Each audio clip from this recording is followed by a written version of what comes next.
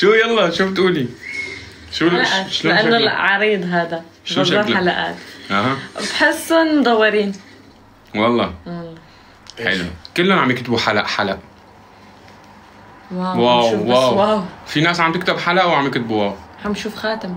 لك واحد كتب خاتم، 2 3 هذول كلهم كذابين. اوكي. اول شيء هاي الشيء بالعلبه هاي هي وعدي إليك، تمام؟ من هون لحقق الوعد. يعني فينك تقولي هذه تعليمه انه انت محجوزه، تمام؟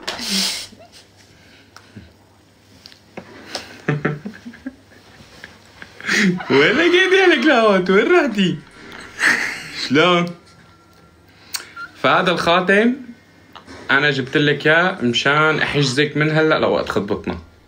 وقت ما بنخطب بتشيليه وبنحط تبع خطبتنا، تمام؟ فهمتي؟ تمام. لابسه اياه ولا تلبسه لحالها؟ هلا يفكرونا خطبنا. شباب لابسه اياه ولا تلبسه لحالها؟ مبروك شباب. من يوم رايح انوسة قلبي وافراحي محجوزه ليوم الخطبه. هاي البنت محجوزه ليوم الخطبه، وهذا خاتم الحجز اسمه. شو اسمه خاتم شو؟ خاتم الحجز. خاتم الحجز. فهلا انت محجوزه، يعني الخطبه مو بعيده بس من هون لوقتها، يعني مشان ما كثير ناس تلت وتعجن. يلا امسكي. خايف ما يفوت على ايدها. بتعرف ما بتعرف قياس اصبعي؟ بس ليك هدول خاتمين ملزقين ببعض، ما انت ما نحتاج شيء، نقص واحد بنبيعه ونخلي الثاني، تمام؟ يلا هات شو. لا تقولي مع نفسه قد وين لقيتها لك لاوات؟ وين لقيتها؟ يوه بتعرف قياس اصبعي كمان.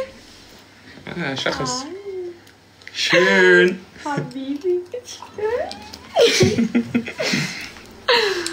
فيا شباب الف مبروك، يا شباب الف مبروك. ما تفكروا خطبنا، هاي عم قلكم لا ما هذا يعني غير وقت الخطبه. هذا خاتم باذن الله لبين ما يتحقق الوعد، مشان الناس اللي قاعده تلت وتعجن ما تفكر انه ما في خطبه.